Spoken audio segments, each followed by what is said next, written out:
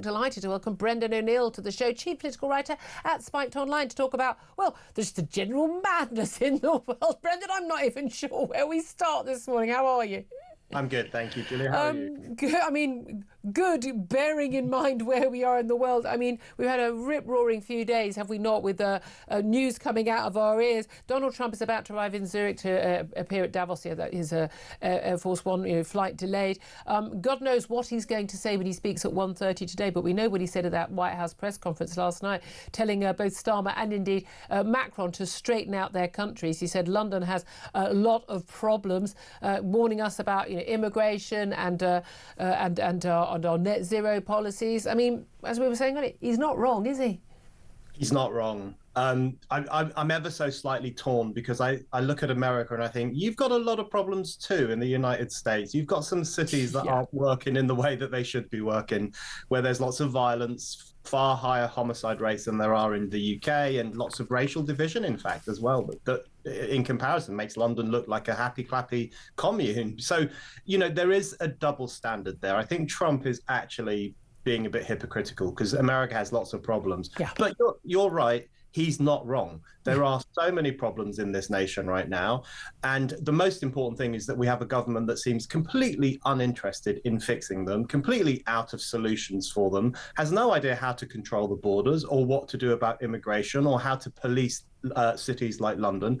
So he's right to raise it. It will be embarrassing for Keir Starmer, and I'm on the team of embarrassing Keir Starmer right now. Absolutely. And it's funny because, it feels very different from the days when I would be really outraged. Like, how dare you insult our country or insult our Prime Minister? And the whole country's going, yeah.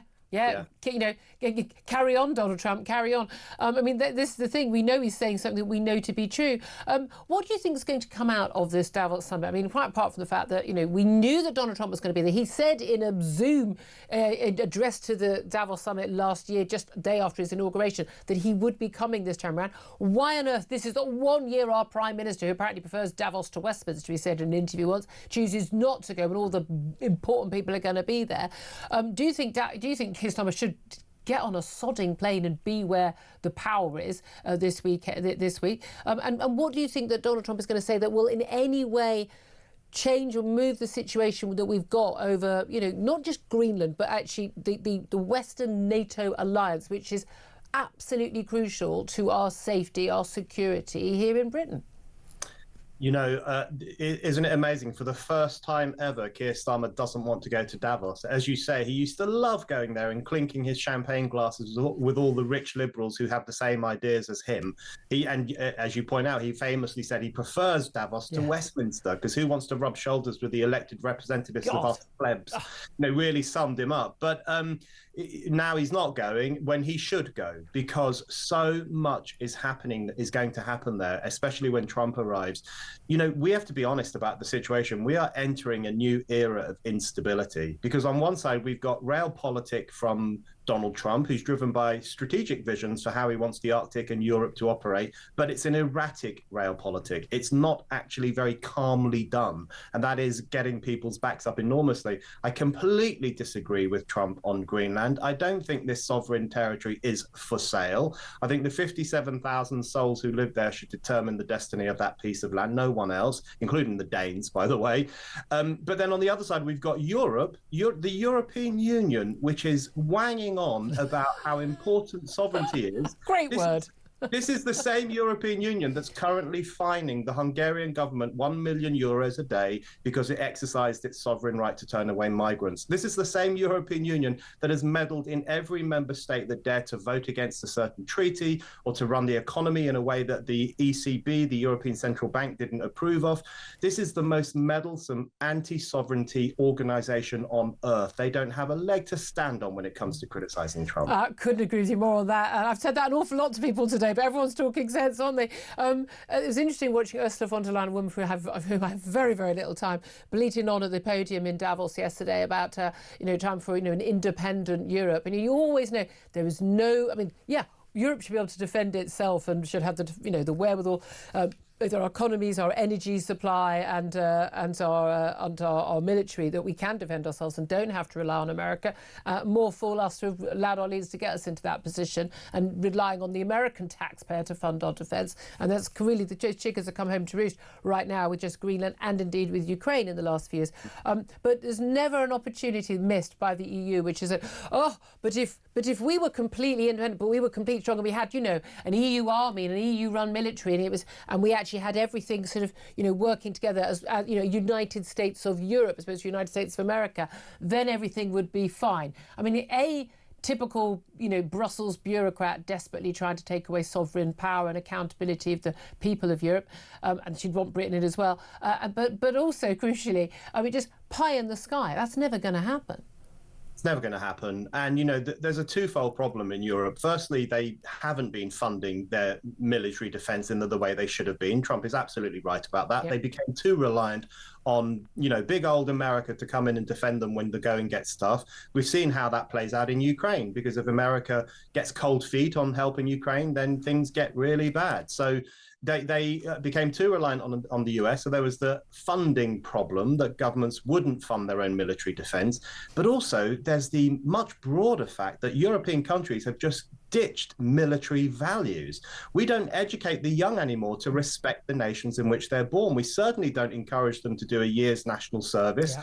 Or to demonstrate the values of courage and valor, or to learn how to stand up for themselves, their communities and their countries. Instead, we've encouraged them to feel fragile, to feel, their self-esteem will be shattered if they hear a dangerous idea or an unwoke idea. So it's a twofold problem across modern Europe. They're not funding military defense, and they're not creating the right culture where a people is willing to defend a country, and that's a real problem. Yeah, absolutely. And I remember you actually talking about this. It was something I experienced when I was in Israel as well. I know you've been to Israel many times, but that feeling of togetherness and that sense of duty to your country, to your community, to your fellow people, and the right, to self-determination, defence. It's everywhere. It's just, you can feel it. It comes out of the pavement. It's everywhere, and that creates such a positive outlet for a country that had been living under absolutely horrific conditions for God knows how many years. Just that the positivity there, so different from people here in this country, particularly our young, and I really, really noticed that. Just been some breaking news.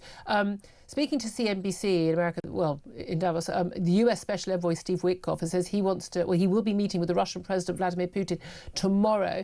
No confirmation yet about what they'll be talking about, or indeed where it will take place. But there had been all this talk, hadn't there, of like Macron and that message that Donald Trump divulged on his social media that let's have a meeting in Paris. Let's have a G7, and we can on the periphery bring in Ukraine, bring in Russia. But there's an expectation that not just Ukraine be on the to-do list there, but also the Gaza board of peace.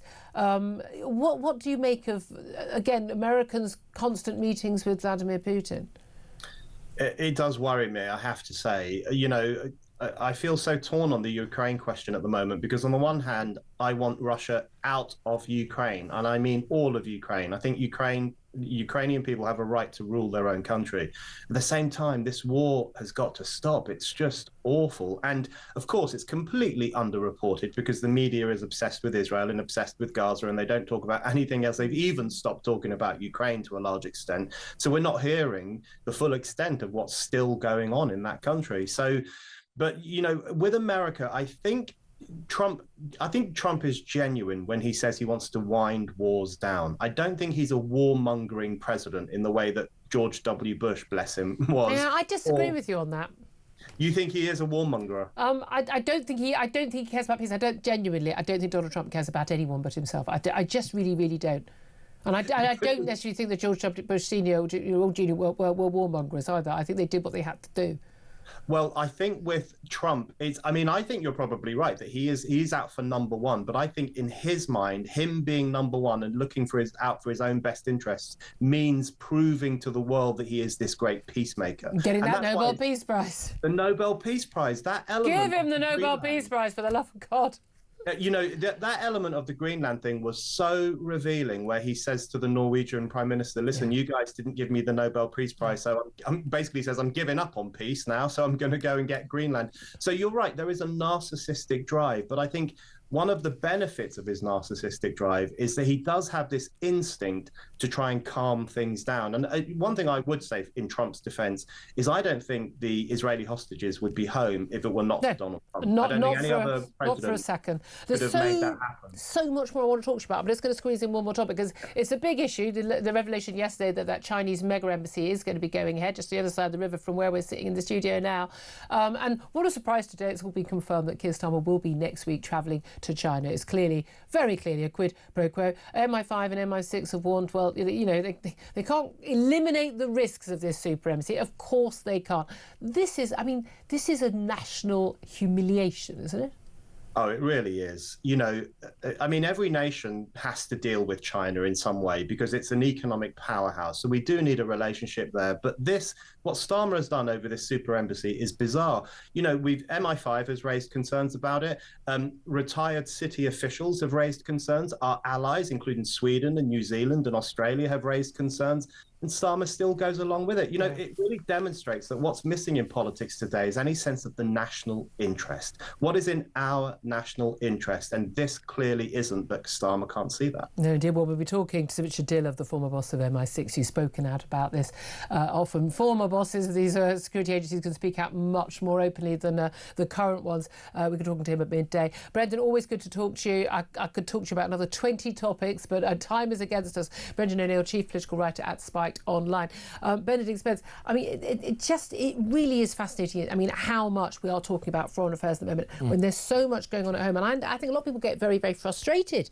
Why aren't you talking about more stuff at home? But of course, as you were saying earlier, it does all impact on us because we know that Keir Starmer, he's going to China because he thinks he's going to get a great trade deal and we'll all be better off. The great trade deal will be in China's favour. We know that. Yeah, it will. And this is the reality. When you decide that your domestic policy is going to be all about ramping down what it is that you make, whether it be energy or goods or anything else, then you are going to rely a lot more on the rest of the world. And that is a decision. And it's not been taken by this government or even the Tory government. This has been a long-term process over decades, actually, that we have decided simply we are not going to be a manufacturing nation. We're going to be a services nation, whatever that's and then we're going to celebrate that we've got our carbon emissions down. Because we don't need factories anymore. Exactly. That's why. It's all a massive lie and it's a massive con, and this is the end result. The country is weaker and poorer for it. Yeah, we have a lot of troubles, apparently, according to we need to be straightened out, according to the US President. I'd love to hear your thoughts on all of this, any of the topics we're talking about.